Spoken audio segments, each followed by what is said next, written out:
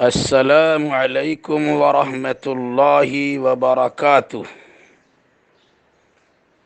Programme تلخیص معانی القرآن کی 51ویں نشست میں آپ کا خیر مقدم ہے۔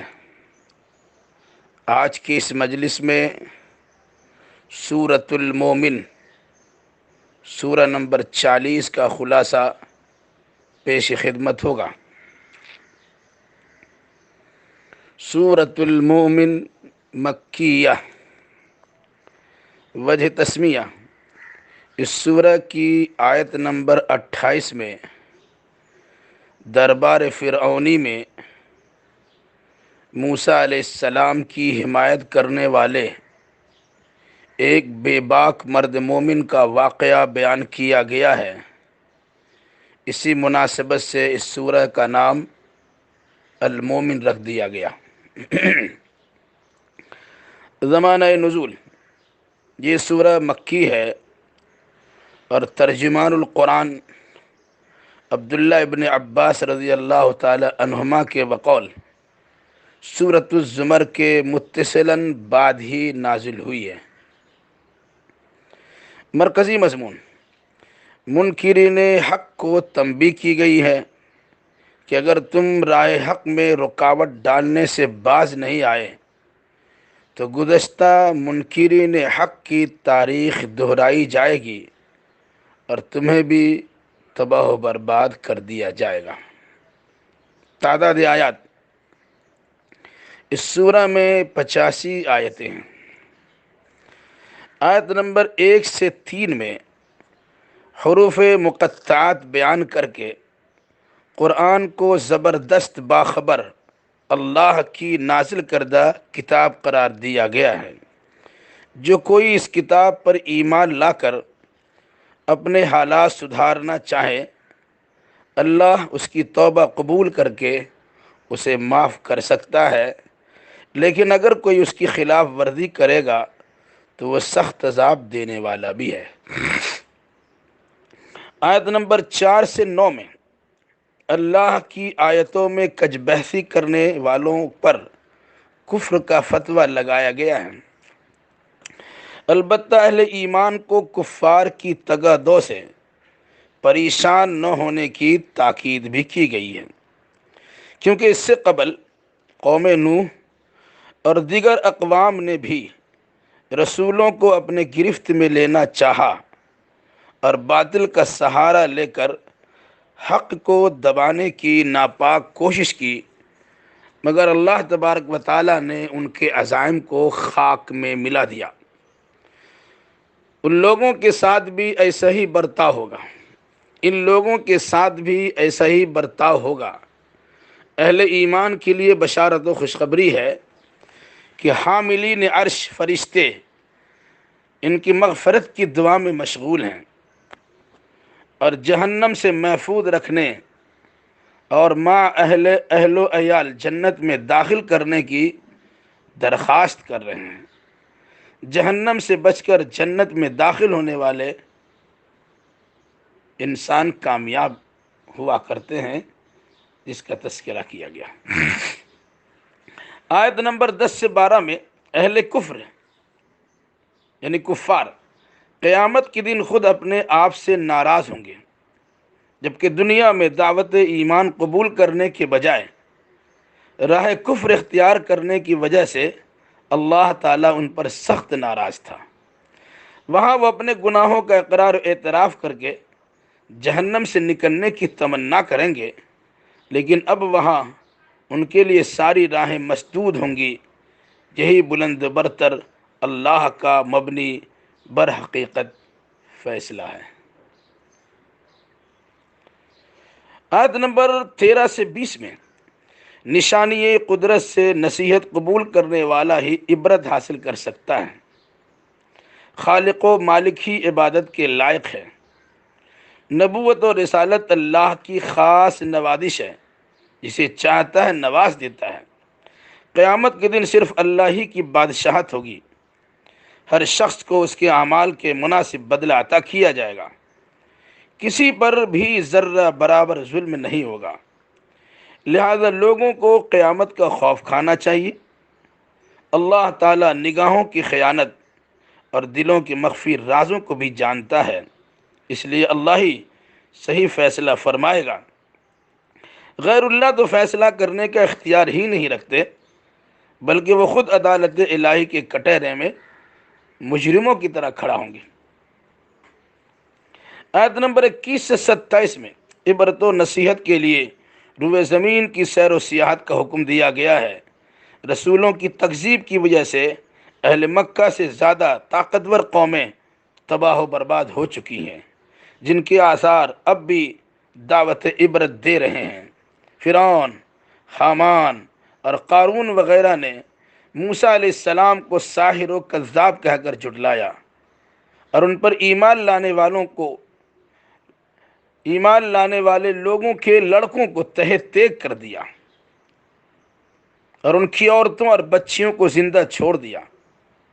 بلکہ فرعون نشہ اقتدار میں موسیٰ علیہ السلام کے قتل کرنے کا پلان بھی بنایا اور موسیٰ علیہ السلام کو فسادی بتا کر لوگوں کے ذہن خراب کرنے کی ناپاک کوشش بھی کی، مگر موسیٰ علیہ السلام توکل کی اعلیٰ مثال قائم کرتے ہوئے صرف اللہ کی پناہ چاہی اور بفضل اللہ وہ محفوظ بھی ہو گئے۔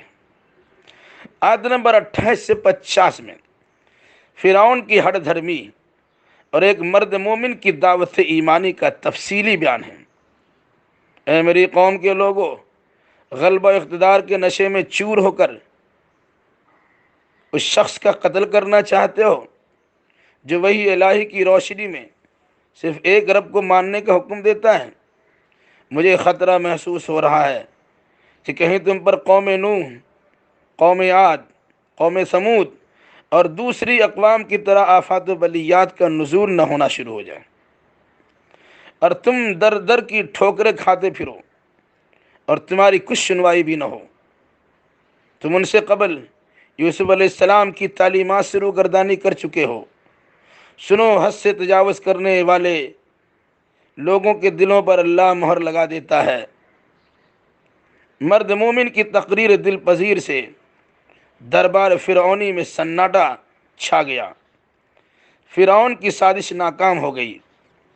مرد مومن نے سلسلہ کلام جاری رکھتے ہوئے کہا، یہ دنیا چند روزہ ہے، میری پیروی کرو، میں تمہیں دارالقرار میں کام آنے والے اعمال کی رہنمائی کرتا ہوں۔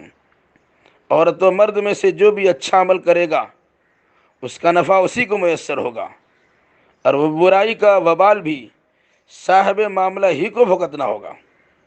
اے میری قوم کے لوگوں، میں تمہیں نجات کی طرف بلاتا ہوں اور تم مجھے کفر و شرک اور بے علمی کی راہ دکھا کر داخل جہنم کرنا چاہتے ہو۔ میری باتوں کو عنقریب یاد کرو گے۔ میں اپنا معاملہ اس اللہ کے حوالے کرتا ہوں جو بندوں کا بہترین نگہبان ہے۔ اللہ نے اس مرد مومن کو فرعونی چال سے محفوظ رکھا اور آل فرعون کو غرقاب کر دیا۔ صبح و شام فرعونیوں کو آگ پر پیش کیا جاتا ہے اور قیامت کے دن زبردست عذاب سے یہ لوگ دوچار کیے جائیں گے، جہنم میں داخل ہوں گے جہاں عذاب میں کسی قسم کی تخفیف نہیں ہوگی۔ آیت نمبر 51 سے 56 تک میں دنیا آخرت میں انبیاء اور رسول علیہم السلام اور ان کے متبعین کی نصرت و حمایت کا تذکرہ ہے۔ بروز قیامت ظالموں کو معذرت کرنا کام نہ دے گا، بلکہ ان پر اللہ کی لعنت ہوگی۔ جب بنی اسرائیل کی رشد و ہدایت کے لیے رہنمائی یاد دہانی کرانے والی تورات جیسی کتاب عطا کر کے موسیٰ علیہ السلام کو مبعوث کیا گیا، لیکن لوگوں نے ان کی مخالفت کی تو انہوں نے صبر و تحمل سے کام لیا۔ لہذا اے نبی محترم، آپ بھی صبر کیجئے، لغزشوں پر طلب مغفرت کے ساتھ صبح و شام اپنے رب کی تسبیح و تحمید کیجئے۔ مخالفین کی فتنہ سامانی سے محفوظ رہنے کے لیے موسیٰ علیہ السلام ہی کی طرح آپ بھی اپنے رب کی پناہ میں چلے جائیے اور اپنے رب کی پناہ چاہیے۔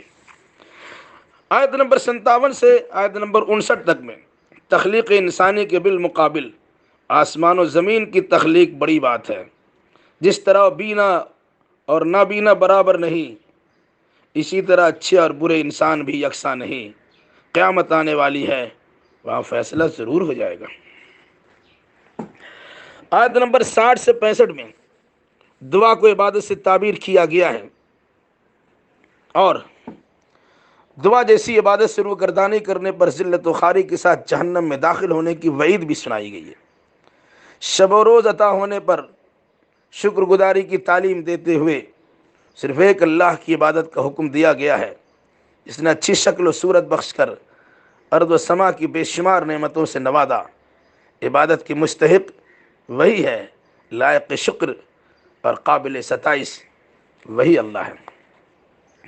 آیت نمبر 66 سے آیت نمبر 68 میں غیر اللہ کی عبادت سے ممانعت کے ساتھ رب العالمین سے پوری وفاداری کا حکم دیا گیا ہے، اور تخلیق انسانی کے مدارج و مراحل پر غور و فکر کی دعوت دی گئی ہے۔ حیات و موت کو یاد دلا کر فیصلہ الہی کی طرف متوجہ ہونے کی تلقین کی گئی ہے، فیصلہ الہی کی طرف توجہ مبذول کرائی گئی ہے۔ آیت نمبر 69 سے 76 میں آیت اللہ کے ساتھ کٹ حجتی اور کتاب اللہ اور رسول اللہ کا انکار کرنے والے بد نصیبوں کی بے بسی کا اظہار ہے کہ جب انہیں جرم کی پاداش میں گردنوں میں توق، پاؤں میں بیڑی ڈال کر گھسیٹتے ہوئے جہنم میں ڈالا جائے گا، جہاں کھولتا ہوا پانی اور آگ ہی آگ ہوگی۔ اس وقت ان کی ذلت کو بڑھاتے ہوئے ان سے کہا جائے گا کہ کہاں ہے وہ جنہیں تم شریک ٹھہراتے تھے؟ وہ انہیں کچھ سجھائی نہیں دے گا، پھر تو انہیں ہمیشہ ہمیشہ کے لیے جہنم میں رہنا ہی ہوگا۔ آیت نمبر 77 سے 78 میں رسول رحمت صلی اللہ علیہ وسلم کو صبر کی تلقین اور تسلی کا سامان فراہم کیا گیا ہے کہ آپ سے قبل بھی انبیاء و مرسلین علیہم الصلاۃ والتسلیم بھیجے گئے، جن میں سے بعض کے قصے سنائے گئے اور بعض کے قصے نہیں سنائے گئے۔ معجزہ دکھانا کسی رسول کا ذاتی اختیار نہیں ہوتا، بلکہ من جانب اللہ وہ معجزہ عطا ہوتا ہے، مگر معجزہ نشانی کے ظہور پر انکار کی صورت میں تباہی ہوتی ہے، اس کا خاص خیال رکھنا چاہیے۔ آیت نمبر 79 سے 85 میں بندوں پر اللہ کے احسانات کا تذکرہ ہے۔ کھانے اور سواری کے لیے چوپائے جانوروں کی تخلیق، نقل و حمل کے لیے جانوروں کے علاوہ کشتیوں کی سہولت کی منظر کشی کرتے ہوئے اللہ کی الوہیت تسلیم کرنے کا حکم دیا گیا ہے، اور نعمتوں کی قدردانی کی تعلیم دی گئی ہے، ورنہ نعمتوں کی ناقدری پر اہل مکہ سے زیادہ مضبوط قومیں ہلاکت سے دوچار ہو چکی ہے۔ اہل مکہ تمہارا بچنا بھی دشوار ہو جائے گا۔ گزشتہ قوموں نے اپنی علمی شان بگاڑتے ہوئے انبیائی تعلیمات کا مذاق اڑانا شروع کر دیا تو وہ عذاب الہی سے بچ نہ سکے۔ اللہ کی سنت یہی رہی ہے کہ مخالفین و معاندین رسول کو تباہ کر دیا جائے اور متبعین رسول کو سرخرو بنا دیا جائے۔ آخرت کی کامیابی کے لیے رسول کی اطاعت و فرما برداری ہی کارگر اور کارآمد ثابت ہوگی۔ ساری ترقیات ناقابل تسخیر قومیں، ناقابل تسخیر قوتیں دھری کی دھری رہ جائیں گی، لہذا مہلت عمل کی مدت ختم ہونے سے قبل ہی آخرت کی کامرانی کا انتظام و انصرام کر لیا جائے۔ الہ العالمین تو ہمیں اور جملہ مسلمانوں کو اور سارے انسانوں کو اپنا آخری پیغام انسانیت کے نام قرآن مقدس کی تعلیمات کو سمجھنے اور اسی روشنی میں صحیح عقیدہ و اعمال بنانے کی توفیق برحمت فرما، آمین۔ والسلام علیکم ورحمۃ اللہ وبرکاتہ۔